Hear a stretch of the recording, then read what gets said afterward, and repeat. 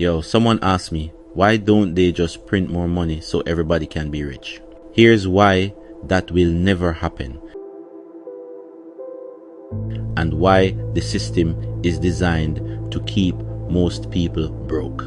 If everyone had millions, who's going to sweep the streets? Who's going to clean toilets, run cable wires, flip burgers, or do 12-hour shifts for minimum wage? Money only works because most people don't have it. That's what gives it value. The system needs a majority of people stressed, in debt, and desperate for a paycheck. That's what keeps the world turning. If everybody had enough, 90% of the jobs we depend on would collapse. And if governments printed more money to give out, guess what? Prices would explode. That's called inflation. So your 1 million would still leave you struggling to buy bread. The truth is, wealth isn't about money, it's about control. If everyone had time and freedom, nobody would obey. That's why the system can't afford for you to be rich. Now ask yourself, who really benefits from you staying broke?